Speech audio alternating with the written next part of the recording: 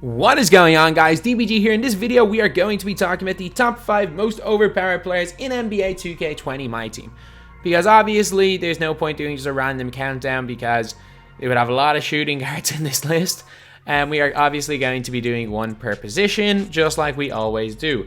And it's kind of crazy how many great cards we've gotten in the last month, since like the start of December.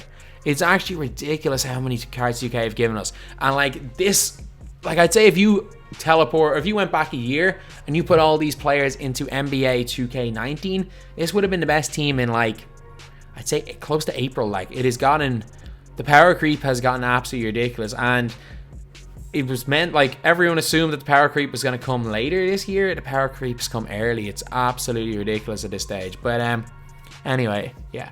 So also, these are only cards that you can 1, purchase on the auction house, or 2, lock in a collection for. So guys that are going to be acceptable are the likes of Bill Russell, Klay Thompson, and J.R. Smith, and Ray Allen. But I think only one of them is on the list. But yeah, so anyway, now we're on to the point guard position. So this is a little bit of a controversial one, and this is all my opinion. So I've got Gilbert Arenas at number 1. No, I've got actually Gilbert Arenas at number 2. I think Rose still to this day. Derrick Rose was actually, he may have been the only player on this list that would have been on my start of December list, and Gilbert Arenas is there as well. So a player that a lot of you guys probably expected to see on this list is Ben Simmons. And I'm just saying, I just think the inability to shoot means he's that little bit worse than a Gilbert Arenas or Derrick Rose.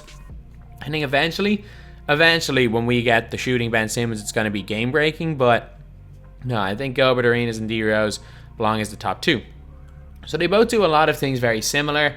This is all kind of down to animation. So Derrick Rose has got 13 Hall of Fame badges, including quick first step downhill, 31 golds, including gold clamps, gold floor general. He has got gold range extender as well, which is good. He's got quick draw gold as well. But literally every card in this game has quick draw golds. That comes out new. So he's got a great mid-range, good 3-ball. Release is fantastic.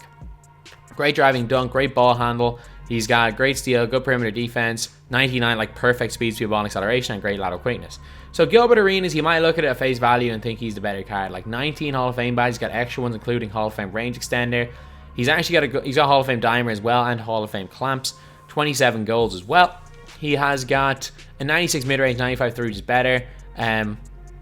Driving down 95 is really good. Ball hand 95 is good. Steal and perimeter defense almost perfect. Really good speed. And the thing is, when you're up at this level, it is more animations than anything else. And in my opinion, Derrick Rose just has better animations. Triggers blow-bys easier, better dunk animation, a better jump shot release.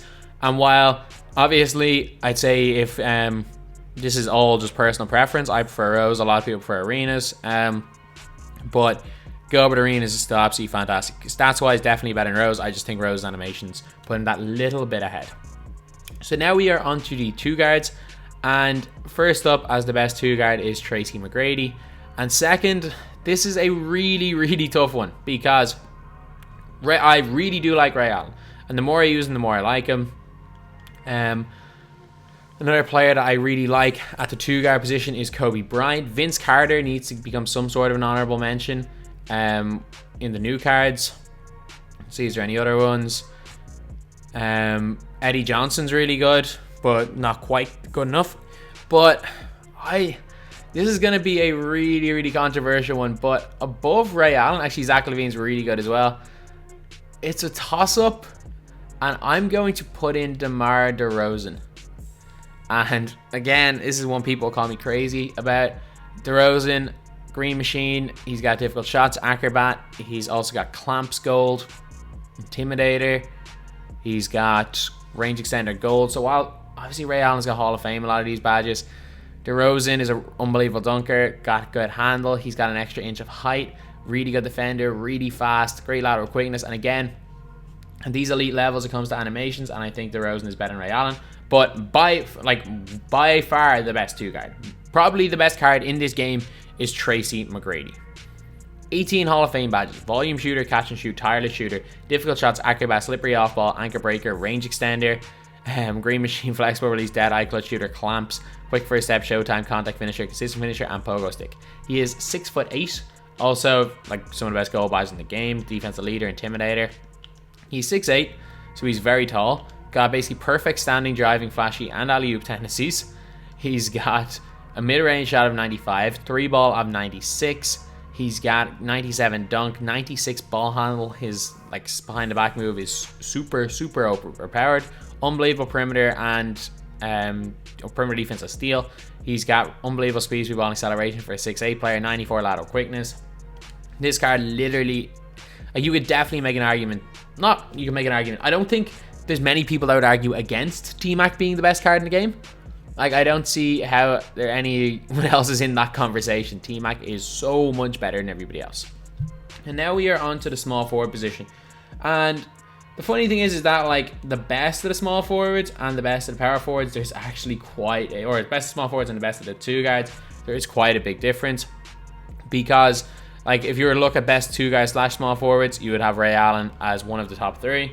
But the funny thing is that we don't even have a pink diamond small forward on the list. So you're looking at pink diamond small forwards. What do I pick? Peja, Bernard King, Rolando Blackman, Xavier, Marquez Johnson, or James Worthy? Not a chance.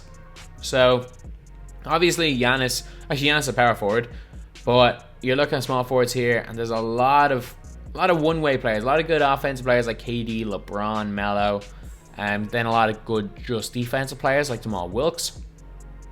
I think Tatum is really good, but number one without question is Lamar Odom. Number two is a really close one. So initially I had Jimmy Butler, and then I was thinking, nah, I gotta put Tatum in. And then like I was thinking, okay, let's just go defensive player and put in a Jamal Wilkes. And I was thinking, okay, I just completely forgot, put in Paul George. But it's Hedo. It's hard to argue Hedo not being as good as even like a Jimmy Butler. He does 6'10", so he's really tall. Now 5 Hall of Fame badges, including range extender. Also got 29 gold, including most of the defensive ones and clamps. And a fantastic release. He's got a good driving dunk, great 3-ball. He's got a great post fadeaway, good ball handle. He's got great perimeter defense as well. Great speed, speed, ball acceleration, great lateral quickness. It's just a great card. We got Lamar Odom as well. He was a 6'10" small forward, 99-97. His stats are unbelievable. Like, badges, got 40 gold. Got basically everything you want gold. He's got clamps, defensive leader, intimidator. He's got difficult shots, catch and shoot, quick first step, range extender, green machine, hot sound hunter, ice in his veins, quick draw. And then stats wise, like pretty much perfect. Like no post game, but that's not really needed for a small forward. And apart from that, great mid range, great 3, great dunk, great ball handle, great perimeter and interior defense, great rebounding, decent speed, ball acceleration, and good lateral quickness. So he also has got base 11, which while it's not base 11 from NBA 2K19, base 11 is still pretty good release and quite easy to green. Another player with base 11 is Gilbert Arenas. Now we're on to the power forward. So we've got one that everyone kind of assumes is here, Bob Pettit. The best overall power forward without question is Giannis, but obviously he can't be purchased. The best small forward is probably Grant Hill, to be honest, or Richard Jefferson. Release dependent. I have no idea what his release is like. So Bob Pettit is in there. And the second power forward, I was looking at these guys, and this is going to be a little bit of a controversial one. I think a lot of people would probably expect me to use a Jaren Jackson or a Pascal Siakam. But honestly, I think the Marcus Morris is better than both of them. That's probably my hot take of the day, but Kenyon Martin. A lot of people don't realize how good Kenyon Martin becomes when he's a pink diamond. Got Hall of Fame green machine, catch and shoot, pick and roller, pick and pop, a relentless finisher, cross key scorer, back down punisher, lob city finisher, post move lockdown, intimidator, and defensive leader. You got gold clamps as well. And a big thing is for a power forward, he's got quick first step gold as well. He's got a 79-3 and an 85 mid. His release is really good. Good poster and fadeaway, great dunking. Passing and ball control not great. Decent block, good perimeter and interior defense, great rebounding, and decent speed for a power forward with good lateral quickness. Bob Pettit is just one of those New Year's resolution players, like 15 gold badges or Hall of Fame badges. Obviously, his release is going to be really good. He's got Hall of Fame Intimidator. I wish he had Hall of Fame Range Extender. It's a little bit annoying, but he does have gold quick first step. He's got a 90 driving layup, 95 driving dunk, great mid-range, great 3-ball, and a great release with base 11. Not the best ball handle, but he's got Really good interior defense, great speed through ball acceleration for a big, good lateral quickness, and he's got decent offense or great offense and defensive rebounding. I just want to see. He has clamps, doesn't he? Okay, I think I might have to change my pick if he doesn't have clamps. Yeah, I'm gonna have to change this. I thought Pettit had clamps. Even though, like, every time I've used Pettit, he's been great, to be fair. So I'm not going to take him out of this. I actually would prefer using him most of the time to someone like AC Akam. But honestly, after seeing he doesn't have clamps, I just haven't been exposed using him. I would, in a crazy hot take, I might even put Marcus Morris over him. Because the thing with Marcus Morris, while he doesn't have the post game of Bob Pettit, he has a really good 3-ball. He's also got a decent dunk. Got good perimeter and interior defense. Not great rebounding though, but he is fast. Got great lateral quickness. Is a lockdown defender with range extender and quick draw and a really good release. But yeah, I'm going to keep Pettit at number 2 for now. And then at the center position, we are going to have... This is a really tough one because, again, this is personal preference. I'm putting at number 1 Bill Russell. I know obviously some people don't think you can buy him, but like you can buy like 13 cards and lock him in for a set. So he's got a Hall of Fame, 17 Hall of Fame badges, and Intimidator is a great one. Gold clamps. He's got quick draw, and the funny thing is with this card here is I gave him a 90 3-point shot. Yes, 90. Driving dunk of 90 as well. Great standing dunk. He's got great speed, great interior and perimeter defense, great rebounding, great lateral quickness as well. Is just really good. And then in a very close second, this one is actually one of the toughest decisions between Chris Bosh or Hakeem Olajuwon. If I was playing against like a complete casual, I would run with Bosh and destroy them. Bosh is the best shooting big in the game, in my opinion. Release is money, got range extender, also decent enough post defense, and can also attack the basket from the perimeter with his A- athleticism. But Hakeem Olajuwon, I can't not put him in there. I got 19 Hall of Fame badges, rim protector, back down punisher.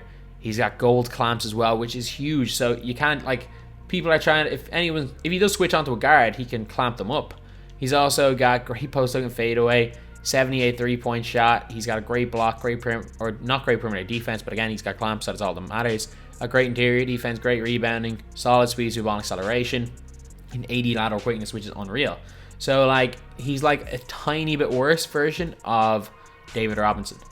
Best center in the game still, it's between David Robinson and Bill Russell, to be honest. Even though, like, if I was just coming up against a normal player, I'd probably prefer using Chris Bosh to all of them, but I cannot argue that Bosh is better than any of these guys. So anyway, yeah, that is the video. This is the, like, end of December, start of January, best players. And we've got a lot of really good players this month. And, like, looking back on it, we've got 5 of them from that New Year's resolution set, 2 brand new players from Jason Kidd set, Lamar Odom from the middle of December, T-Mac from the end of December. So from a month ago, only 1 player remains on his Derrick Rose. So anyway, that's the video. Thank you guys for watching. Please like, comment, and subscribe.